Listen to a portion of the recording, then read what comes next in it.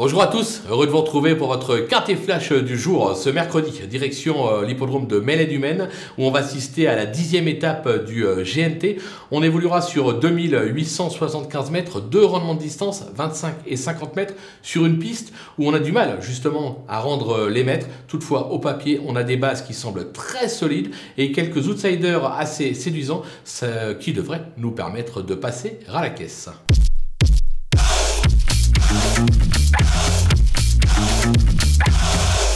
On attaque avec nos bases et bien évidemment en tête le 11 Pharrell Seven, aussi à l'aise à droite qu'à gauche. Cet élève de Jean-Michel Bazir est au top comme l'attestent ses trois récents succès.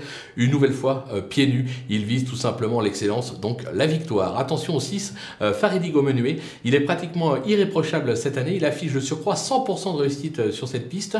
Il est idéalement engagé en tête, lui aussi peut ambitionner la victoire. Le numéro 3 Easton On My Life, son récent succès dans un quintet sur l'hippodrome de Cabourg atteste sa forme actuelle. Il excelle corde à droite sur sa lancée et de nouveau associé à Éric Raffin, on peut lui faire confiance. Du côté des opposants, on va se méfier de l'As Evita Madric. Elle reste sur deux accessites à ce niveau sur l'hippodrome d'Anguin. Elle tourne bien à droite. Même si elle a toujours échoué sur cette piste, j'ai la sensation qu'avec Alexandra Brivard, il va falloir compter avec elle. Le numéro 2, Haribo du Loisir, qui monte gentiment en régime. Il s'est déjà bien comporté à main droite. L'engagement est plutôt favorable. Pieds nus pour l'occasion, mieux vaut ne pas le sous-estimer. Le numéro 12, Douceur du Chêne, elle a prouvé sa forme cet été sur l'hippodrome de Cannes-sur-Mer. Elle s'est déjà bien comportée à droite, rendre les mètres complique bien évidemment la donne, raison pour laquelle je la mets un peu plus bas dans ma sélection, mais je pense que pour une 3, 4, 5e place avec un parcours limpide, c'est jouable. Le coup de poker, le coup de poker sera tout simplement le numéro 8, Erdelios. C'est le leader actuel de ce GNT 2022 avec des accessites dans les étapes de Laval, Reims, Le Croisé-la-Roche et Amiens. Maintenant, c'est un cheval que je préfère à gauche, mais avec une course limpide, il est encore capable de venir accrocher un petit lot et de conforter sa première place au classement général.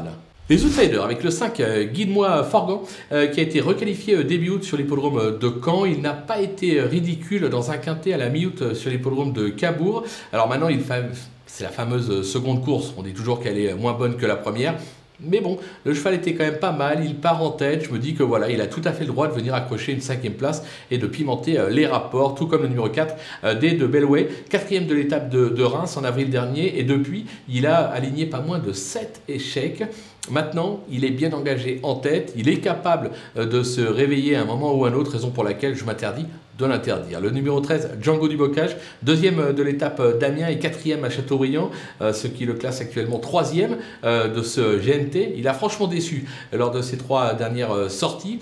Maintenant, il a déjà gagné sur ce parcours, raison pour laquelle je m'en méfie. Le 14, Cache du Rib, cet excellent droitier reste sur une excellente 2e place à l'occasion du prix Jean-Luc Lagardère, c'était sur l'hippodrome d'Anguin. Alors bien évidemment, ça se complique aux 50 mètres, surtout qu'il a un superbe engagement à la fin du mois sur l'hippodrome de Toulouse.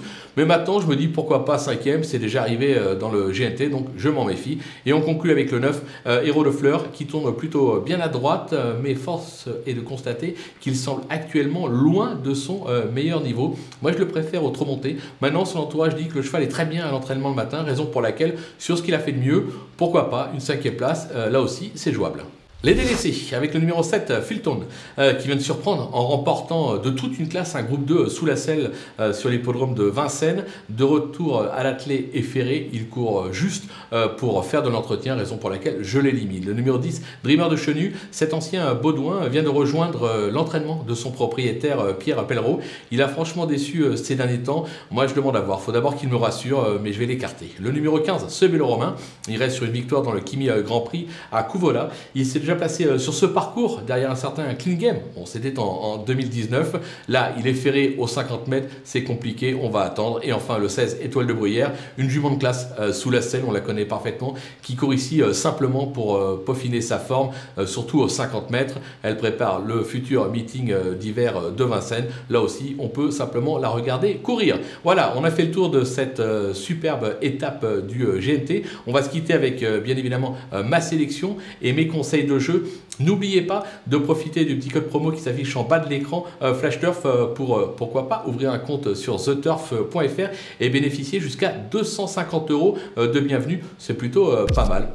À vous de jouer!